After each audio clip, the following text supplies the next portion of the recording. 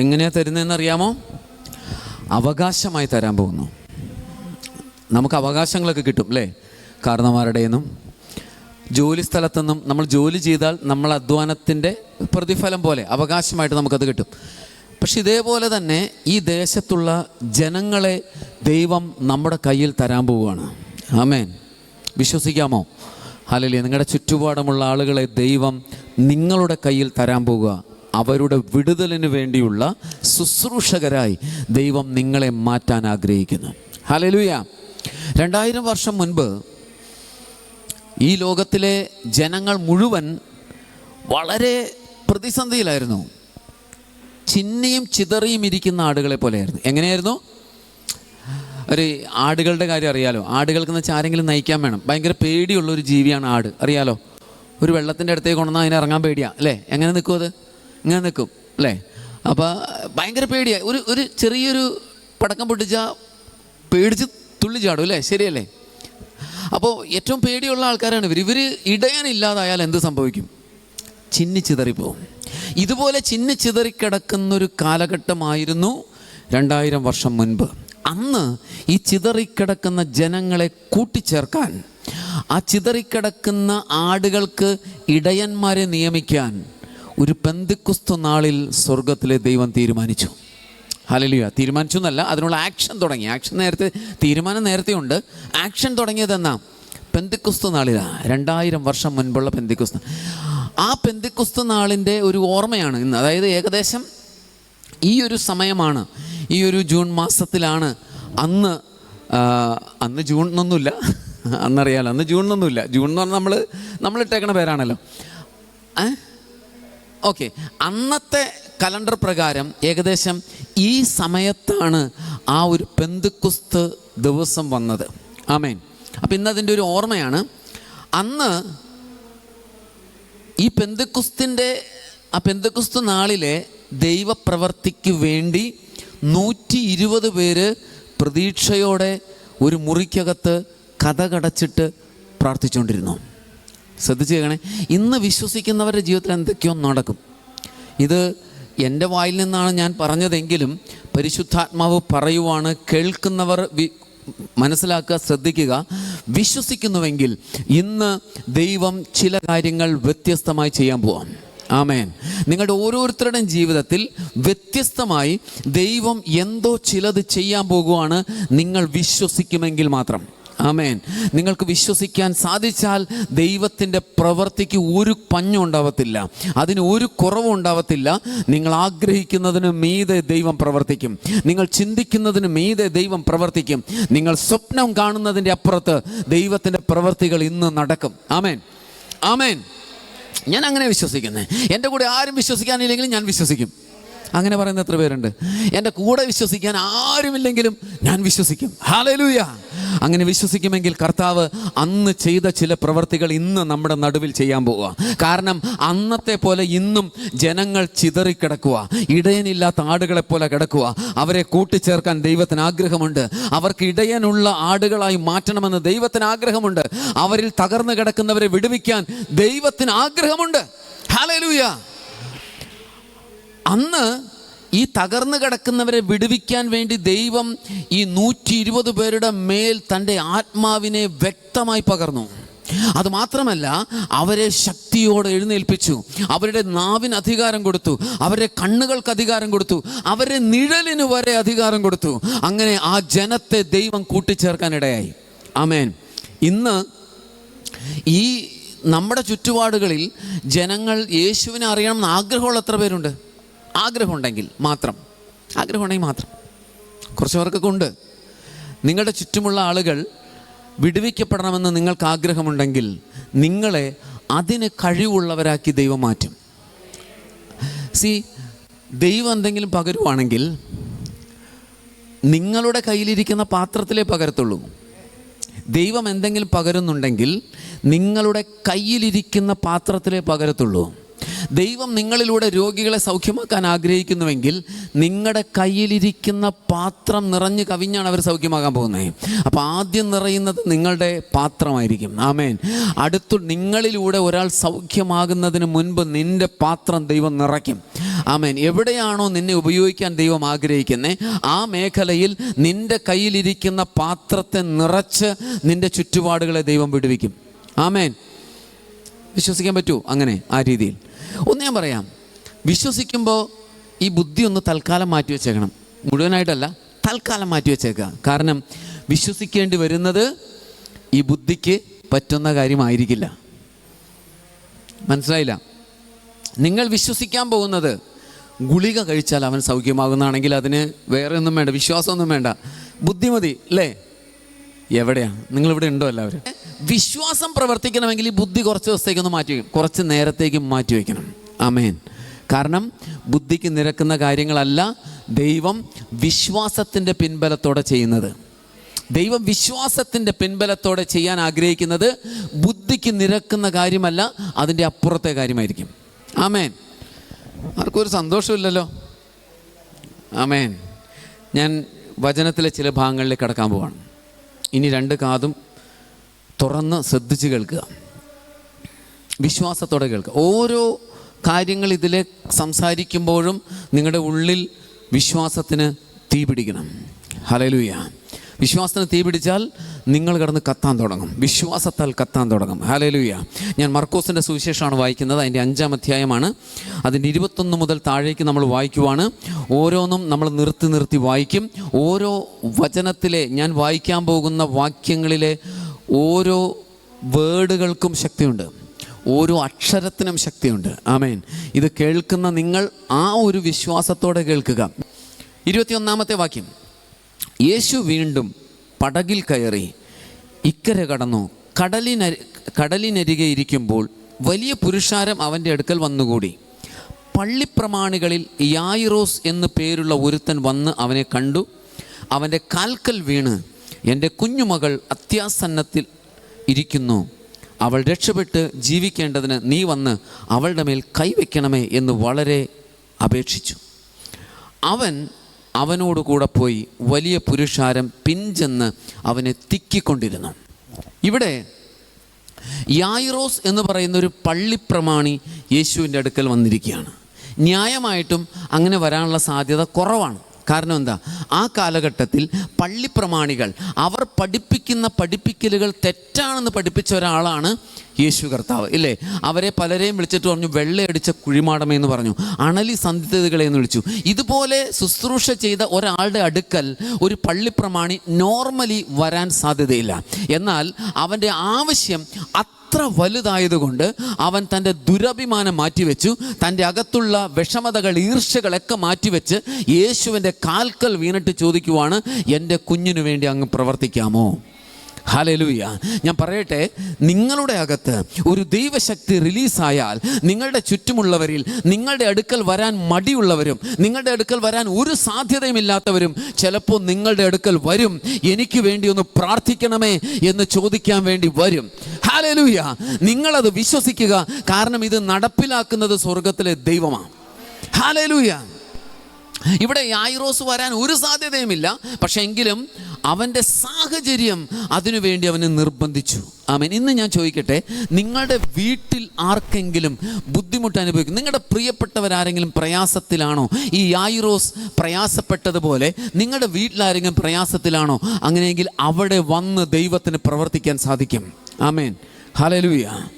Hallelujah. ഞാൻ ഈ പറയുന്ന വാക്കുകൾ ഓരോന്നും നിങ്ങളുടെ ഹൃദയം തുറന്ന് സ്വീകരിക്കുക. ദൈവത്തിന് ഈ വാക്കുകളിലൂടെ ചിലത് നിങ്ങൾക്ക് വേണ്ടി ചെയ്യാനുണ്ട്. ആമേൻ. യായിറോസ് തൻ്റെ മുൻപിൽ വന്ന് മുട്ടുകുത്തിയപ്പോൾ ദൈവം അവനെ ശകാരിച്ചൊന്നുമില്ല. നിങ്ങളുടെ കയ്യിലിരിപ്പിൻ്റെയൊക്കെ ആണെന്നൊന്നും പറഞ്ഞില്ല. യായിറോസിൻ്റെ കൂടെ യേശു കർത്താവ് പോകാൻ തയ്യാറായി. ആമേൻ. യേശു കർത്താവിൻ്റെ യാത്ര തുടങ്ങുവാണ്. യായിറോസിൻ്റെ വീട്ടിലേക്കുള്ള യാത്ര തുടങ്ങുവാണ്. അവിടെ എഴുതിയിട്ടുണ്ട്, തൻ്റെ ചുറ്റും ഒരുപാട് പുരുഷാരം ഉണ്ടായിരുന്നു. ഒത്തിരി പേർ തന്നെ തിക്കി ഞെരുക്കിക്കൊണ്ടിരിക്കുക. യേശു പോകുന്ന വഴിയിൽ, യേശുവിൻ്റെ വഴിയിൽ വരെ തടസ്സമുണ്ടാകുന്ന രീതിയിൽ ജനങ്ങൾ യേശുവിൻ്റെ ചുറ്റും തിങ്ങി നിറഞ്ഞു നിൽക്കുവാണ്. ആമേൻ. ഇനി നമുക്ക് താഴേക്കൊന്ന് വായിക്കാം.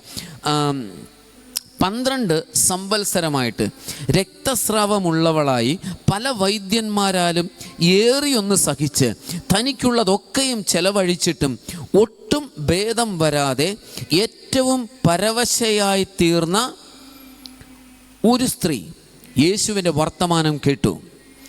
അവൻ്റെ വസ്ത്രമെങ്കിലും തൊട്ടാൽ ഞാൻ രക്ഷപ്പെടും എന്ന് പറഞ്ഞ് പുരുഷാരത്തിൽ കൂടെ പുറകിൽ വന്ന് അവൻ്റെ വസ്ത്രം തൊട്ടു. ക്ഷണത്തിൽ അവളുടെ രക്തസ്രവം നിന്നു, ബാധ മാറി, താൻ സ്വസ്ഥയായി എന്നവൾ ശരീരത്തിൽ അറിഞ്ഞു. അപ്പോൾ യേശു പോകുന്ന വഴിക്ക് ഒരു പ്രധാന സംഭവം നടക്കുവാണ്. എന്തുവാണ്? ഒരു സ്ത്രീ വന്നേക്കുവാ. യേശുവിൻ്റെ വസ്ത്രത്തിൻ്റെ അറ്റത്ത് തൊട്ടാൽ ഞാൻ യേശുവിൻ്റെ മേൽ കൈവച്ചാൽ എന്നല്ലേ യായിറോസ് എന്താ പറഞ്ഞേ? നീ വന്ന് എൻ്റെ മകളുടെ മേൽ കൈവച്ചാൽ അവൾ സൗഖ്യം പ്രാപിക്കും. പക്ഷേ ഈ സ്ത്രീയുടെ വിശ്വാസം എന്തായിരുന്നു? അതൊന്നും വേണ്ട, വസ്ത്രത്തിൻ്റെ അറ്റത്ത് എനിക്കൊന്ന് തൊടാൻ പറ്റിയാൽ മതി, ഞാൻ സൗഖ്യമാകും. ഹല്ലേലൂയ. ഞാൻ പറയട്ടെ, നിങ്ങളുടെ ഹൃദയത്തിൽ നിങ്ങൾ എന്ത് വിശ്വസിക്കുന്നോ അതുപയോഗിച്ച് ദൈവം നിങ്ങൾക്ക് വേണ്ടി പ്രവർത്തിക്കും. നിങ്ങളുടെ അകത്തെ വിശ്വാസം ഞാൻ രാത്രിയും പകലും ഒക്കെ കഷ്ടപ്പെട്ട് എൻ്റെ കടം വീട്ടും എന്നാണെങ്കിൽ നീ രാത്രിയും പകലും ഒക്കെ കഷ്ടപ്പെടേണ്ടി വരും. എന്നാൽ നീ വിശ്വസിക്കുവാണ്, ഞാൻ ഉറങ്ങുമ്പോൾ എനിക്ക് വേണ്ടി പ്രവർത്തിക്കുന്ന ഒരു ദൈവമുണ്ട്, എൻ്റെ ശൂന്യതകളെ നിറയ്ക്കാൻ കഴിവുള്ളൊരു ദൈവമുണ്ട്. ദൈവത്തിൻ്റെ വിടുതൽ ആവശ്യമുള്ളവർക്ക് ആ വിടുതൽ എങ്ങനെ ലഭിക്കണമെന്നാണ് വിശ്വസിക്കുന്നത് എന്നതും കൂടെ പ്രസക്തമാണ്. ദൈവം വിടുവിക്കും, പക്ഷെ ദൈവം വിടുവിക്കുന്ന സമയത്ത് എങ്ങനെയുള്ള വിടുതലാണ് അവൻ പ്രതീക്ഷിക്കുന്നതെന്ന് പ്രസക്തമാണ്. അതായത് എന്താണ് ഞാൻ നിനക്ക് ചെയ്തു തരേണ്ടത് എന്ന് ദൈവം ചോദിക്കുമ്പോൾ ദൈവത്തിൻ്റെ അടുക്കൽ ഇതെങ്ങനെ നടക്കുമെന്ന് പറയാനുള്ള വിശ്വാസം നമുക്ക് വേണം. ഹല്ലേലൂയ. ഇതെങ്ങനെ നടക്കും എന്നുള്ളൊരു വിശ്വാസം കൂടെ നമ്മുടെ ഉള്ളിൽ വേണം. ഇത് ഞാൻ ഇന്ന കാര്യങ്ങളൊക്കെ ചെയ്യുമ്പോൾ നടക്കും എന്നാണ് വിശ്വസിക്കണമെങ്കിൽ അതുവരെ നീ വെയിറ്റ് ചെയ്യേണ്ടി വരും. എന്നാൽ അതല്ല, അതിൻ്റെ അപ്പുറത്ത് ദൈവത്തിൻ്റെ ശക്തിയെക്കുറിച്ച് മനസ്സിലാക്കി ആ ശക്തി ഉപയോഗിച്ച് ദൈവം പ്രവർത്തിക്കുന്നതാണ് നീ വിശ്വസിക്കുന്നതെങ്കിൽ അത് നടക്കും. ഇവിടെ യായിറോസിൻ്റെ വിശ്വാസം ഒന്നായിരുന്നു, രക്തസ്രാവക്കാരി സ്ത്രീയുടെ വിശ്വാസം വേറെയായിരുന്നു. ശ്രദ്ധിക്കുന്നുണ്ടോ? യായിറോസിൻ്റെ വിശ്വാസം വേറെ, രക്തസ്രാവക്കാരി സ്ത്രീയുടെ വിശ്വാസം വേറെയാണ്. ആ സ്ത്രീയുടെ വിശ്വാസം എന്താ? എൻ്റെ മേൽ കൈവയ്ക്കണമെന്നാണോ? അല്ല, എൻ്റെ യേശുവിൻ്റെ വസ്ത്രത്തിൻ്റെ അറ്റത്ത് തൊട്ടാൽ മതി. അതിനുമുമ്പ് വേറൊരു സംഭവമുണ്ട്, ഒരു ശതാധിപൻ്റെ കാര്യം. ആ ശതാധിപൻ്റെ വിശ്വാസം എന്തായിരുന്നു? ഇതിലും വേറെയായിരുന്നു. നീ അവിടെ നിന്നൊന്ന് കൽപ്പിച്ചാൽ മതി, നീ വരുമൊന്നും വേണ്ട. നീ 3 പേര് നിൽക്കുക യേശുവിന് മുമ്പിൽ. ഒരാൾ യായിറോസ്, ഒരാൾ രക്തസ്രാവക്കാരി സ്ത്രീ, ഒരാൾ ശതാധിപൻ. യായിറോസ് പറയാണ്, ദൈവമേ, എൻ്റെ മകൾ മരണാസന്നയായി കിടക്കുവാണ്, നീ വന്ന് അവളുടെ മേൽ കൈവച്ചാൽ അവർ രക്ഷപ്പെടും. ആരാണ് പറഞ്ഞത്? യായിറോസ്. യായിറോസിൻ്റെ അകത്തുള്ള വിശ്വാസം എന്തായിരുന്നു? അത് യായിറോസ് പറഞ്ഞു. അടുത്തത് ആ സ്ത്രീ വന്നേക്കുക. സ്ത്രീ പറയാൻ എന്താണ്? നീ എൻ്റെ മേൽ കൈവയ്ക്കൊന്നും വേണ്ട, എനിക്ക് നിന്റെ വസ്ത്രത്തിൻ്റെ അറ്റത്ത് ഒന്ന് തൊടാൻ പറ്റിയാൽ മതി, ഞാൻ രക്ഷപ്പെടും എന്ന് പറഞ്ഞു. ഹല്ലേലൂയ. ഇത് ഈ രക്തസ്രാവക്കാരി സ്ത്രീയുടെ അകത്തെ വിശ്വാസം അതായിരുന്നു. ഇത് അടുത്തയാൾ വന്നേക്കും. ആരാണത്? ശതാധിപൻ. ശതാധിപൻ പറയാണ്, യേശുവേ, നീ എൻ്റെ വീട്ടിൽ വരേണ്ട ആവശ്യം പോലുമില്ല, കാരണം നീ അധികാരമുള്ളയാളാ. നീ അവിടെ ഇരുന്ന് കൽപ്പിച്ചാൽ രോഗത്തിന് പുറത്തു പോകേണ്ടി വരും. നീ വന്ന് കൽപ്പിക്കണ്ട, നീ കൈതൊട്ട് കൽപ്പിക്കണ്ട, നീ അവിടെ ഇരുന്ന് കൽപ്പിച്ചാൽ അതനുസരിക്കാൻ എൻ്റെ ഭവനത്തിലുള്ള രോഗാത്മാവ് ബാധ്യസ്ഥനാണ്. ഹല്ലേലൂയ. ശതാധിപന്റെ വിശ്വാസം വേറെയാ. ആമേൻ. ഹല്ലേലൂയ. ഇനി ഞാൻ ചോദിക്കട്ടെ, നിങ്ങളുടെ വിശ്വാസം എന്താ? ദൈവം പ്രവർത്തിക്കുമെന്ന് നിങ്ങൾക്ക് എല്ലാവർക്കും അറിയാം, ശരിയല്ലേ? പക്ഷെ നിങ്ങൾ എങ്ങനെയാണ് വിശ്വസിക്കുന്നത്? ദൈവം എങ്ങനെ പ്രവർത്തിക്കും എന്നാണ് വിശ്വസിക്കുന്നത്? ഹല്ലേലൂയ. താൻ പാതി ദൈവം പാതി എന്നാണോ? ഹല്ലേലൂയ. നിന്റെ പാതിയൊന്നും ദൈവത്തിന് ആവശ്യമില്ല, ദൈവത്തിന് പ്രവർത്തിക്കാൻ കഴിവുണ്ട്. നീ അവനെ ഒന്ന് വിശ്വസിച്ചാൽ മതി, നീ അവനെ ഒന്ന് സ്നേഹിച്ചാൽ മതി. ഹല്ലേലൂയ. ദൈവത്തിനെ പ്രവർത്തിക്കാൻ സാധിക്കും, പക്ഷെ ദൈവത്തിനെ പ്രവർത്തിപ്പിക്കുന്നത് നമ്മുടെ വിശ്വാസമാണ്. ആമേൻ, ആമേൻ, ആമേൻ, ആമേൻ. ഞാൻ പറയട്ടെ, ദൈവത്തിൻ്റെ കരങ്ങളെ ചലിപ്പിക്കുന്ന വിശ്വാസം ഇവിടെ ഇരിക്കുന്ന നിങ്ങൾക്കുണ്ടോ? ദൈവത്തിൻ്റെ കരത്തെ ചലിപ്പിക്കുന്ന, ഒന്നുമില്ലാത്തടത്ത് ചിലതിനെ ഉളവാക്കുവാൻ ദൈവത്തിൻ്റെ കരം പ്രവർത്തിക്കാൻ തയ്യാറാ. എന്നാൽ ആ അളവിൽ നിനക്ക് വിശ്വസിക്കാൻ പറ്റുമോ? Hallelujah, hallelujah. എല്ലാ വിടുതലിനും ഈ ലോകത്തിനൊരു പ്രമാണമുണ്ട്, ഒരു വിശ്വാസമുണ്ട്, അല്ലേ? എല്ലാ വിടുതലിനും, സാമ്പത്തിക വിടുതലിന് ലോകത്തിനൊരു പ്രമാണമുണ്ട്, രോഗത്തിൻ്റെ വിടുതലിന് ലോകത്തിനൊരു പ്രമാണമുണ്ട്, കുടുംബജീവിതത്തിലെ വിടുതലിന് ലോകത്തിനൊരു പ്രമാണമുണ്ട്, ഭാര്യ ഭർത്തൃ ജീവിതം സന്തോഷമാകാൻ ലോകത്തിനൊരു പ്രമാണമുണ്ട്. ആ പ്രമാണം ഉപയോഗിച്ചുകൊണ്ട് ദൈവത്തിൻ്റെ അടുത്ത് ചെല്ലണ്ട, ദൈവത്തിൻ്റെ പ്രമാണം വേറെയാ. ലോകത്തിൻ്റെ പ്രമാണം പോലെയല്ല ദൈവത്തിൻ്റെ പ്രമാണം. ദൈവത്തിൻ്റെ പ്രമാണം വേറെയാ. ഹല്ലേലൂയ. ഞാൻ ഉദ്ദേശിച്ച ഭാഗത്തേക്ക് ഇനി വരുന്നതേ ഉള്ളൂ. അടുത്തത്, ശിഷ്യന്മാർ ഉടനെ യേശു തങ്കൽ നിന്നും ശക്തി പുറപ്പെട്ടു എന്ന് ഉള്ളിൽ അറിഞ്ഞിട്ട് പുരുഷാരത്തിൽ തിരിഞ്ഞ് എൻ്റെ വസ്ത്രം തൊട്ടത് ആര് എന്ന് ചോദിച്ചു. നിങ്ങൾ ആ വാക്യം ശ്രദ്ധിച്ചു നോക്കിയേ. യേശു ഇങ്ങനെ നടന്നു പോകുക, താൻ കാണുന്നില്ല, തൻ്റെ പുറകിലൂടെ ഒരു സ്ത്രീ തിക്കിത്തിരക്കി വരുക. തൻ്റെ ശരീരത്തെ തൊട്ടില്ല, തൻ്റെ വസ്ത്രത്തിൽ നീണ്ടു കിടന്നിരുന്ന വസ്ത്രത്തിൻ്റെ അറ്റത്ത് ആ സ്ത്രീ തൊട്ടപ്പോൾ തന്നെ യേശുവിൻ്റെ ഉള്ളിൽ നിന്നും ഒരു ശക്തി പുറപ്പെട്ടു. ശ്രദ്ധിച്ച് കേൾക്കുക നിങ്ങൾ. യേശുവിൻ്റെ ഉള്ളിൽ നിന്നും ഒരു ശക്തി പുറപ്പെട്ടു. ആ ശക്തി രക്തസ്രാവക്കാരിയെ സുഖപ്പെടുത്തി. ഇനി ഞാൻ ചോദിക്കട്ടെ, യേശു സൗഖ്യമാക്കിയപ്പോഴൊക്കെയും ഇതുപോലെ യേശുവിൽ നിന്നൊരു ശക്തി പുറപ്പെട്ടിട്ടുണ്ട്, ശരിയല്ലേ? അവിടെ അത് പറഞ്ഞു. പക്ഷേ പറഞ്ഞില്ലെങ്കിലും ഈ വാക്യം സൂചിപ്പിക്കുന്നത് എന്താ? യേശു ആരെയൊക്കെ സൗഖ്യമാക്കിയിട്ടുണ്ടോ ആ സൗഖ്യമാക്കിയ സമയത്ത് യേശുവിൻ്റെ അകത്തു നിന്നും ഒരു ശക്തി പുറത്തേക്ക് വന്നു. Hallelujah, hallelujah. യേശുവിൻ്റെ അകത്തു നിന്നും പുറത്തേക്ക് വന്ന ശക്തിയാണ് രോഗികളെ സൗഖ്യമാക്കിയത്. ഹല്ലേലൂയ. യേശുവിൻ്റെ അകത്തു നിന്നും പുറത്തേക്ക് വന്ന ശക്തിയാണ് യേശുവിൻ്റെ അടുക്കൽ നിന്ന രോഗികളെ സൗഖ്യമാക്കിയത്. ആമേൻ. ഇനി ഞാൻ പറയട്ടെ, അത് ഒരു രോഗിക്ക് വേണ്ടി ശക്തി പുറപ്പെട്ടു. അടുത്ത രോഗിയുടെ അടുത്ത് വന്നപ്പോൾ ആ രോഗിക്ക് വേണ്ടി മാത്രം ശക്തി പുറപ്പെട്ടു. ഒന്ന് ഓർത്ത് നോക്കി. യേശു ഇങ്ങനെ നടന്നു പോവാം, തൻ്റെ ചുറ്റും എന്തുണ്ട്? പുരുഷാരുണ്ട്, തിക്കി തിരക്കിക്കൊണ്ട്. അവരിൽ രോഗികൾ കാണത്തില്ലേ? ഉറപ്പായിട്ടുണ്ടാവും, ശരിയല്ലേ? ഇവരൊക്കെ തിക്കി പുറപ്പെട്ടുകൊണ്ടിരിക്കുകയാണെങ്കിലും യേശുവിൽ നിന്ന് ശക്തി പുറപ്പെട്ടത് ഒരാൾക്ക് വേണ്ടി. യേശുവിൽ നിന്ന് ശക്തി പുറപ്പെട്ടത് ഒരാൾക്ക് വേണ്ടി. ഇനി യായിറോസിൻ്റെ വീട്ടിൽ ചെന്നും വിടുതൽ നടന്നു. അത് ആർക്ക് വേണ്ടിയിട്ടാ? അന്ന് ആ മരണ വീട്ടിൽ വന്നു കൂടിയതിനകത്ത് രോഗികൾ ഉണ്ടാവത്തില്ലേ? പക്ഷേ ശക്തി പുറപ്പെട്ടത് ആർക്ക് വേണ്ടിയിട്ടാ? ആ സ്ത്രീക്ക് വേണ്ടിയിട്ട്, യായിറോസിൻ്റെ മകൾക്ക് വേണ്ടി പുറപ്പെട്ടെ, ശരിയല്ലേ? അതുപോലെ തന്നെ യേശു ഓരോ സ്ഥലങ്ങളിൽ ചെന്നപ്പോഴും യേശുവിൽ നിന്ന് ശക്തി പുറപ്പെട്ടത് ആ ഒരു വ്യക്തിക്ക് വേണ്ടിയാണ് പുറപ്പെട്ടെ, ശരിയല്ലേ? എന്നാൽ പെന്തക്കോസ്ത് നാളിൽ സ്വർഗത്തിലെ ദൈവത്തിൽ നിന്നും ഒരു ശക്തി പുറപ്പെട്ടു. ഹല്ലേലൂയ. ഒരാളെ സൗഖ്യമാക്കാനല്ല, ഒരു കൂട്ടത്തോടെ ഒരു ജനറേഷനെ മുഴുവൻ സ്വാധീനിക്കാൻ, ഒരു ജനറേഷനിൽ തകർന്നു കിടക്കുന്ന, തരിപ്പണമായി കിടക്കുന്ന, ബന്ധനത്തിൽ കിടക്കുന്ന, ഇല്ലാതെ കിടക്കുന്ന, മരിച്ചു കിടക്കുന്ന ഒരു കൂട്ടം ജനത്തെ എഴുന്നേൽപ്പിക്കുവാൻ സ്വർഗത്തിലെ ദൈവത്തിൽ നിന്നും ഒരു ശക്തി പുറപ്പെട്ടു. ഹല്ലേലൂയ. അത് കേവലം ഒരാൾക്ക് വേണ്ടിയിട്ടല്ല, വിശ്വസിക്കുന്ന സകലർക്കും വേണ്ടി പുറപ്പെട്ടു. ഹല്ലേലൂയ. 2000 വർഷം മുൻപ് സ്വർഗത്തിലെ ദൈവത്തിൻ്റെ അകത്തുനിന്നും ശക്തി പുറപ്പെട്ടു. ഹല്ലേലൂയ. ഇവിടെ യേശുവിൽ നിന്ന് ശക്തി പുറപ്പെടാൻ ഒരു സ്ത്രീ വന്ന വസ്ത്രത്തിൻ്റെ അറ്റത്ത് തൊട്ടതുപോലെ ഇന്ന് ദൈവത്തിൽ നിന്നും ശക്തി പുറപ്പെടാൻ ആ ദൈവത്തിൻ്റെ മേലൊന്ന് സ്പർശിക്കാൻ നമുക്ക് സാധിച്ചാൽ, നമ്മുടെ സ്പർശനത്തിലൂടെ ഈ ലോകത്തിന് വേണ്ട ഒരു വിടുതൽ, ലോകത്തിന് വേണ്ട ദൈവശക്തിയുടെ പകർച്ച ഇന്ന് ഇതിൻ്റെ നടുവിൽ വെളിപ്പെടും. ഹല്ലേലൂയ. ഞാൻ ചോദിക്കട്ടെ, നിങ്ങളിൽ എത്ര പേര് രോഗികളായിട്ടുണ്ട്? അവർ മാത്രമൊന്ന്, എന്തെങ്കിലും രോഗം എൻ്റെ ശരീരത്തിലുണ്ട്, അങ്ങനെ പറയുന്നവരൊന്ന് കൈവക്കാമോ? ഹല്ലേലൂയ. നിങ്ങളുടെ അകത്തെ വിശ്വാസം എങ്ങനെയാണ്? കൈതാഴെയിടുക. നിങ്ങളുടെ അകത്തെ വിശ്വാസം എന്താണ്?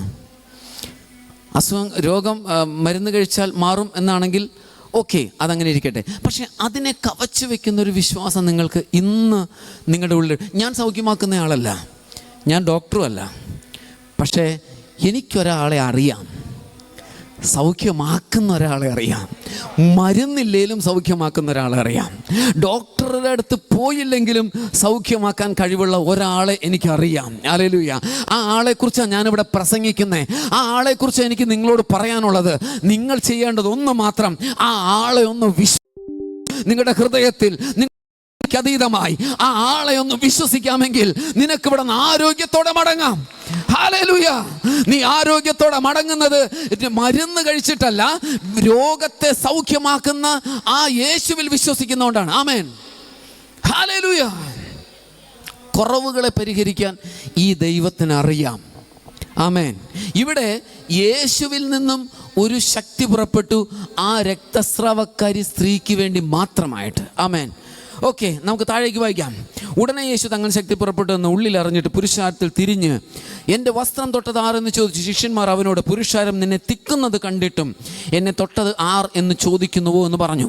അവനോ, അത് ചെയ്തവളെ കാണാൻ ചുറ്റും നോക്കി. സ്ത്രീ തനിക്ക് സംഭവിച്ചത് അറിഞ്ഞിട്ട് ഭയപ്പെട്ടും വിറച്ചും കൊണ്ടും വന്ന് അവൻ്റെ മുൻപിൽ വീണ് വസ്തുതകളൊക്കെ അവനോട് പറഞ്ഞു. അവൻ അവളോട്, മകളെ, നിന്റെ വിശ്വാസം നിന്നെ രക്ഷിച്ചിരിക്കുന്നു. മകളെ, നിന്റെ വിശ്വാസം നിന്നെ രക്ഷിച്ചിരിക്കുന്നു. ഹല്ലേലൂയ. മകളെ, നിന്റെ വിശ്വാസം നിന്നെ രക്ഷിച്ചിരിക്കുന്നു. ഹല്ലേലൂയ. ഇതൊരു പക്ഷേ ചില ജാതികൾ പോലും എടുത്ത് ഉപയോഗിക്കുന്നുണ്ട്. എന്തിനാണെന്നറിയോ? ഞങ്ങൾക്കൊരു വിശ്വാസമുണ്ട്. യേശു പോലും പറഞ്ഞിട്ടുണ്ട്, എൻ്റെ വിശ്വാസം എന്നെ രക്ഷിക്കും എന്ന്. ഇവിടെ അവളെ രക്ഷിച്ച വിശ്വാസം എന്ത് വിശ്വാസമാണ്? ഇവിടെ അവളെ രക്ഷിച്ചത് യേശുവിൻ്റെ വസ്ത്രത്തിൽ തൊട്ടാൽ ഞാൻ സൗഖ്യം പ്രാപിക്കും എന്ന വിശ്വാസം അവളെ രക്ഷിക്കാനിടയായി തീർന്നു. ഹല്ലേലൂയ. അവളുടെ വിശ്വാസം യേശുവിൽ നിന്നും ശക്തി പുറപ്പെടാനിടയായി. നിങ്ങളുടെ വിശ്വാസം എന്താ? യേശുവിൽ നിന്നും ശക്തി പുറപ്പെടാൻ, പരിശുദ്ധാത്മാവിൽ നിന്ന് ശക്തി പുറപ്പെടാൻ, ദൈവത്തിൽ നിന്ന് ശക്തി പുറപ്പെടാൻ തക്കമുള്ള വിശ്വാസമുണ്ടോ? എന്നാൽ നിങ്ങൾ സൗഖ്യമായിട്ടേ പോകത്തുള്ളൂ. ഹല്ലേലൂയ. ആമേൻ. താഴേക്ക് വായിക്കാം. ഇങ്ങനെ പറഞ്ഞുകൊണ്ടിരിക്കുമ്പോൾ തന്നെ അടുത്ത സീൻ ഇപ്പം എന്തുവാണ്? യായിറോസിന് വേണ്ടി ഇറങ്ങിയതാണ്. വഴിയിൽ വെച്ച് വേറൊരു പ്രവൃത്തി ചെയ്യേണ്ടി വന്നു. അതിനുശേഷം ഇതാ അടുത്ത ഇതിലേക്ക് കടക്കാൻ പോവാണ്. ഇങ്ങനെ പറഞ്ഞുകൊണ്ടിരിക്കുമ്പോൾ തന്നെ പള്ളിപ്രമാണിയുടെ വീട്ടിൽ നിന്നും ആൾ വന്നു. നിന്റെ മകൾ മരിച്ചുപോയി, ഗുരുവിനെ ഇനി അസഹ്യപ്പെടുത്തുന്നത് എന്തിന് എന്ന് പറഞ്ഞു. യേശു ആ വാക്ക് കാര്യമാക്കാതെ, യേശു എന്ത് ചെയ്തു? ആ വാക്ക് കാര്യമാക്കിയില്ല. ചില വാക്കുകളൊക്കെ നമ്മൾ കാര്യമായിട്ട് എടുക്കരുത്. ഹല്ലേലൂയ. നിങ്ങളോട് ചിലതൊക്കെ പറയാറില്ലേ? അത് ചില കാര്യങ്ങളൊന്നും എന്ത് ചെയ്യരുത്, കാര്യമായിട്ട് എടുക്കരുത്. ഹല്ലേലൂയ. നീ മരിക്കണവരെ ഇങ്ങനെയായിരിക്കും ഇവിടെ നിന്ന് ആരെങ്കിലും പറഞ്ഞാൽ അതെന്ത് ചെയ്യരുത്, കാര്യമായിട്ട് എടുക്കരുത്. ബ്രദറെ കേട്ടുപോയി, അതിനാണ് രണ്ടാമത്തെ ചെവി. എന്തിനാണ് ആ കേട്ടത്? പുറത്തേക്ക് ഒരു ചെവി കൂടി കേട്ടാൽ മറ്റേ ചെവി കൂടി എന്ത് ചെയ്യണം? പുറത്തോട്ട് കളഞ്ഞേക്കണം. കാര്യമായിട്ട് എടുക്കേണ്ടാത്ത ചിലതുണ്ട്. ആമേൻ. നിന്റെ ശത്രു ചിലപ്പോൾ നിന്നോട് പറയും, നിന്റെ കാര്യം കഴിഞ്ഞു എന്ന് പറയും. അതെന്ത് ചെയ്യരുത്? കാര്യമായിട്ട് എടുക്കരുത്. അല്ലെ, ഒന്ന് പറഞ്ഞ് കാര്യമായിട്ട് എടുക്കരുത്. ആമേൻ. ചില കാര്യങ്ങളൊക്കെ നമ്മൾ കാര്യമായിട്ട് എടുക്കരുത്. കാരണം കാര്യമായിട്ട് എടുത്ത പ്രശ്നം എന്തോ പ്രശ്നം? ആ എടുത്ത കാര്യത്തിന് നമ്മുടെ ഉള്ളിൽ വേറൊരു വിശ്വാസത്തെ കൊണ്ടുവരാൻ സാധിക്കും. ആമേൻ. നമ്മൾ കേൾക്കുന്നതാണ് നമ്മുടെ അകത്ത് വിശ്വാസത്തെ കൊണ്ടുവരുന്നത്, അല്ലേ? റോമർക്കെതിരെ എന്താ പറയുന്നത്? വിശ്വാസം കേൾവിയാലും, കേൾവി ദൈവത്തിൻ്റെ വചനത്താലും വരുന്നത്. അപ്പോൾ വിശ്വാസം വരുന്നത് എങ്ങനെയാ? കേൾവിയാൽ. അത് ദൈവത്തിൻ്റെ വചനമാണെങ്കിൽ നല്ല വിശ്വാസമായിരിക്കും. ചിലതിനെ ഉണ്ടാക്കാൻ, ചിലതിനെ ക്രിയേറ്റ് ചെയ്യാൻ സാധിക്കുന്ന ശക്തമായ വിശ്വാസമായിരിക്കും. വചനം അല്ലെങ്കിലോ അപ്പോഴും വിശ്വാസം ഉൽപ്പാദിപ്പിക്കും, അത് വേറെ വിശ്വാസമാണ്. അപ്പോൾ കേട്ട എല്ലാ കാര്യങ്ങളും എടുക്കരുത്. റിപ്പോർട്ടുകൾ ചിലപ്പോൾ ചിലർ മെഡിക്കൽ ടെസ്റ്റിൻ്റെ റിപ്പോർട്ട് നോക്കിയിട്ട് ചിലപ്പോൾ വായിക്കും. അത് കാര്യമായിട്ട് എടുക്കേണ്ടാത്തത് എന്ത് ചെയ്യണം? കാര്യമായിട്ട് എടുക്കരുത്. ഹല്ലേലൂയ. നിങ്ങൾക്ക് അകത്തൊരു വിശ്വാസമുണ്ട്. ഡോക്ടർ പറഞ്ഞു ഇതാണെങ്കിലും എനിക്ക് എൻ്റെ സൗഖ്യമാക്കുന്ന കർത്താവിൽ വിശ്വാസമുണ്ട് എന്ന് നിങ്ങളുടെ ഉള്ളിൽ ഉറപ്പുണ്ടെങ്കിൽ ഡോക്ടറുടെ റിപ്പോർട്ട് കാര്യമായിട്ട് എടുക്കരുത്. ഹല്ലേലൂയ. ഇവിടെ യേശു കുഞ്ഞ് മരിച്ചുപോയി എന്ന വിവരം കാര്യമായിട്ട് എടുത്തില്ല. ഹല്ലേലൂയ. രോഗം കൂടിയെന്നല്ല, മരിച്ചു എന്ന വിവരം യേശു എന്ത് ചെയ്തു? കാര്യമായിട്ട് എടുത്തില്ല. ഓക്കെ. യേശു ആ വാക്ക് കാര്യമാക്കാതെ പള്ളിപ്രമാണിയോട് ഭയപ്പെടേണ്ട, വിശ്വസിക്കുക മാത്രം ചെയ്യുക എന്ന് പറഞ്ഞു. പത്രോസും യാക്കോബിൻ്റെ സഹോദരനായ യോഹന്നാനുമല്ലാതെ മറ്റാരും തന്നോടുകൂടെ ചെല്ലുവാൻ സമ്മതിച്ചില്ല. പള്ളിപ്രമാണിയുടെ വീട്ടിൽ വന്നാറേ, ഇത് പള്ളിപ്രമാണിയുടെ വീട്ടിൽ വന്നേക്കാണ്. യേശു അത് കാര്യമാക്കിയില്ല, പക്ഷെ കാര്യമാക്കിയ ഒരു കൂട്ടം അവിടെ ഇരിപ്പുണ്ട്. നിന്റെ മകൾ മരിച്ചുപോയി എന്നുള്ള വാർത്ത യേശു കേട്ടു, യേശു കാര്യമാക്കിയില്ല. തൻ്റെ കൂടെയുള്ളവരോട് പറഞ്ഞു നിങ്ങളും കാര്യമാക്കണ്ട. ആരോടെ പറഞ്ഞു? യായിറോസിനോട്. യായിറോസെ, കാര്യം ഇത് കേട്ടു, അത് കാര്യമാക്കണ്ട, വിശ്വസിക്കുക മാത്രം ചെയ്താൽ മതി. പത്രോസിനോടും യാക്കോബിനോടും യോഹന്നാനോടും എന്ത് പറഞ്ഞു? കാര്യമാക്കണ്ട. അതിനകത്ത് എഴുതിയിട്ടില്ല, ഞാൻ കരുതുവാണ്. അതൊന്നും കാര്യമാക്കാതിരുന്നോണ്ട് അവരെയും കൊണ്ട് പോകാൻ പറ്റിയേ. ഹല്ലേലൂയ. അതങ്ങനെ അവരെയും കൊണ്ടുവരുവാണ്. ആര്യാ? പത്രോസ്, യാക്കോബ്, യോഹന്നാൻ, യായിറോസ്. അപ്പം ഇത് കേട്ട് വന്നപ്പോൾ ഒന്നാണ്, ഒരു വീട് നിറച്ചും കാര്യമാക്കിയ ആൾക്കാരിയ്ക്കുകയാണ്. യേശു കേട്ട അതേ കാര്യം തന്നെ കേട്ടിട്ട് അത് കാര്യമായിട്ട് എടുത്ത ആൾക്കാരൊക്കെ അവിടെ നിൽക്കുക. അവിടെ ചിലർ കരയുന്നുണ്ട്. ഈ പണ്ട് കാലത്ത് ഒരു മരണം നടന്നാൽ ആ മരണ വീട്ടിൽ വിലാപക്കാർ വരും. അത് പഴയൊരു കഷ്ടമാണ്. നമ്മുടെ ഇന്നൊന്നുമില്ല. അന്നെന്ന് വെച്ച് കഴിഞ്ഞാൽ വിലാപക്കാരെന്ന് വെച്ച് കഴിഞ്ഞാൽ കരയാൻ വേണ്ടി അതൊരു തൊഴിലായിട്ട് ചെയ്യുന്ന ആൾക്കാർ. ഇന്നത്തെ കാര്യമല്ല, അന്നാണ്. അതായത് ഒരാൾ മരണം നടന്നാൽ നമ്മൾ ഉടനെ തന്നെ പാട്ട് പാടാനും ബൈബിൾ വായിക്കാനൊക്കെ ചെല്ലുന്നത് പോലെ കരയാൻ വേണ്ടി അതൊരു ജോലിയായിട്ട് ചെയ്യുന്ന ഒരു കൂട്ടം ആൾക്കാർ വരും. അങ്ങനെ ഒരു കൂട്ടം വന്നിരിക്കണേ എവിടെയാ? യായിറോസിൻ്റെ വീട്ടിൽ. അവരും ഇത് കാര്യമായിട്ട് എടുത്ത ആൾക്കാരാണ്. ഏതാ? മോള് മരിച്ചുപോയി എന്ന കാര്യം കാര്യമായിട്ട് എടുത്ത ആൾക്കാരാണ് അവരെ. അപ്പോൾ ഇവരുടെ നടുവിലേക്കാണ് ആര് ചെല്ലുന്നത്? കാര്യമായിട്ട് എടുക്കാത്ത ടീം ചെല്ലണേ. അവരെത്ര പേരുണ്ട്? 5 പേര്. 5 പേര് 6 പേരെ കൂട്ടിക്കോ. 5 6 പേര് കൂടി ചെല്ലുവാണ്. മകൾ മരിച്ചുപോയി എന്ന വാർത്ത കാര്യമായിട്ട് എടുക്കാത്ത 5-6 പേരുടെ ടീം ചെല്ലും. അപ്പോൾ നോക്കിയപ്പോൾ അവിടെ 100 കണക്കിന് ആൾക്കാരുടെ ഒരു ടീം ഇത് കാര്യമായിട്ട് എടുത്ത ആൾക്കാർ അവിടെ ഇരിക്കുക. അവർ കാര്യമായിട്ട് കരഞ്ഞുകൊണ്ടിരിക്കുക. പൈസ കിട്ടുന്നതുകൊണ്ടാണ്. കാര്യമായിട്ട് അവർ കരയുക. ഓക്കെ. പള്ളിപ്രമാണിയുടെ വീട്ടിൽ വന്നാറെ ആരവാരത്തെയും വളരെ കരഞ്ഞു വിലപിക്കുന്നവരെയും കണ്ടു. അകത്ത് കടന്നു. നിങ്ങളുടെ ആരവാരവും കരച്ചിലും എന്തിന്? കുട്ടി മരിച്ചിട്ടില്ല, ഉറങ്ങുന്നത്രേ എന്നവരോട് പറഞ്ഞു. അവരോ പരിഹസിച്ചു. അവരെ കുറ്റം പറയാൻ പറ്റുമോ? ഇല്ല. മരിച്ചു കിടക്കുവാണ്. ശവപ്പെട്ടി കിടത്തിയേക്കണം. പൂവൊക്കെ വെച്ചു, മൂക്കിലൊക്കെ എന്ത് വെച്ചു? പഞ്ഞിയൊക്കെ വെച്ചു. അങ്ങനെ ഇരിക്കുന്ന സ്ഥലത്ത് ഒരാൾ നിന്നിട്ടാണ് മരിച്ചിട്ടില്ല, ഉറങ്ങണേന്ന് പറഞ്ഞത്. നിങ്ങളാണ് ചിരിക്കൂലേ? ചിരിക്കുമെന്നാ? എന്താ ബ്രദർ ഈ ചോദിക്കണേ? ഞങ്ങളവിടെ തലകുത്തി മറിഞ്ഞ് ചിരിക്കും. ശരിയല്ലേ? ഹല്ലേലൂയ. ഇത് കാര്യമാക്കാതെ എടുത്ത ഒരു ടീം അവിടെ വന്നിട്ടുണ്ട്. ഹല്ലേലൂയ. അവർ പറയുക, കുട്ടി ഉറങ്ങുന്നേ ഉള്ളൂ, മരിച്ചിട്ടില്ല എന്ന് പറയാം. അതിനുശേഷം എന്താ സംഭവിച്ചേ? അവരോ അവനെ പരിഹസിച്ചു. കേട്ടെ, അവൻ ആരാത്? യേശു എല്ലാവരെയും പുറത്താക്കി. എന്തുകൊണ്ടാണ് യേശു പുറത്താക്കിയേ? അവരിയ്ക്കണ്ട ഇവിടെ. വിശ്വസിക്കാൻ പറ്റാത്തവര് ഇരിക്കണ്ട. അതായത് കാര്യമായിട്ട് എടുക്കാതെ പോകുന്ന ആ ടീമില്ലേ, അവർ മാത്രം മതി എനിക്ക്. ഹല്ലേലൂയ. ആളൊരുപാട് കൂടുന്നതിനകത്ത് കാര്യമില്ല, വിശ്വാസം ഉണ്ടാവണം. ഹല്ലേലൂയ. ആളൊരുപാട് കൂടുക എന്നുള്ളതല്ല, എന്നെ വിടുവിക്കുന്ന കർത്താവിൽ എനിക്ക് വിശ്വാസമുണ്ട്, അത് പറഞ്ഞുകൊണ്ട് പോവാ. എന്നാലേ ചിലത് കാണാൻ പറ്റത്തുള്ളൂ. ഹല്ലേലൂയ. ഇതിൻ്റെ നടുവിൽ ചിലത് കാണണോ? എങ്ങനെ വന്നം? വിശ്വാസത്തോടെ വന്നം. അടുത്തിരിക്കുന്ന ആളോട് പറഞ്ഞു, വിശ്വാസത്തോടെ വന്നം. വിശ്വാസത്തോടെ വന്നാൽ ചിലത് കാണും. നിങ്ങൾ കാര്യമായിട്ട് എടുക്കരുത്. ഇത് കയറുന്നതിന് മുൻപ് പലരും പലതും പറയും. പിശാച് ചെവിട്ടി പറയും, അവിടെ പോയിട്ടൊന്നും വലിയ കാര്യമില്ല, വെറുതെ 3 മണിക്കൂർ പോയി എന്ന് പറയും. അത് പറയുന്നത് കേൾക്കുമ്പോൾ അത് കാര്യമായിട്ട് എടുക്കരുത്. ഹല്ലേലൂയ. പിശാച് പറഞ്ഞാൽ കാര്യമായിട്ട് എടുക്കരുത്. ഡോക്ടർ പറഞ്ഞാൽ കാര്യമായിട്ട് എടുക്കരുത്. അയൽവക്കത്തുകാർ പറഞ്ഞാൽ കാര്യമായിട്ട് എടുക്കരുത്. മനുഷ്യർ പറഞ്ഞാൽ കാര്യമായിട്ട് എടുക്കരുത്. കൂടെ ജോലി ചെയ്യുന്നവരും പറയും, എടാ ഇത്രയും പൈസ കൊണ്ട് നിനക്ക് ഒന്നും ആവാൻ പറ്റത്തില്ല, അല്ലെങ്കിൽ ഈ രീതിയിൽ പോയാൽ നിന്റെ രോഗം മൂർച്ഛിക്കുന്ന അടുത്ത് നിൽക്കുന്നവർ പറയുന്നതിനെ കാര്യമായിട്ട് എടുക്കരുത്. നിന്റെ അകത്തൊരു വിശ്വാസം വേണം. എൻ്റെ യേശു എന്നെ വിടുവിക്കാൻ ശക്തനാ. എൻ്റെ യേശു എൻ്റെ സകല പ്രതിസന്ധികളിലും എനിക്ക് മറുപടിയാണെന്ന് വിശ്വസിക്കണം. ഹല്ലേലൂയ. ഇവിടെ ഇതാ യേശു അതിൻ്റെ അകത്ത് ചെന്നേക്കുക. ഏതിൻ്റെ അകത്താ? ഈ മുറിക്കകത്ത്. അവിടെ കാര്യമാക്കിയിട്ട് ആരവാരവും കരച്ചിലും ബഹളവും ഒക്കെ ആയിട്ട് ഒരു കൂട്ടം ആൾക്കാർ ഇരിപ്പുണ്ട്. യേശു ആദ്യം ചെയ്തത് അവരെയൊക്കെ പുറത്താക്കി. ആമേൻ. കാര്യമായിട്ട് എടുത്താൽ ദൈവം ചെയ്യുന്ന അത്ഭുതങ്ങൾ കാണാൻ പറ്റത്തില്ല. കാണാനെങ്കിലും പറ്റത്തില്ല. അപ്പം അവിടെ വന്നതിനകത്ത് വന്നവരെല്ലാവരും കണ്ടു അല്ലേ? പത്രോസ് കണ്ടു, യാക്കോബ് കണ്ടു, യോഹന്നാൻ കണ്ടു. എന്ത് കണ്ടു? മരിച്ചയാൾ എഴുന്നേൽക്കുന്നത് കണ്ടു. ഹല്ലേലൂയ.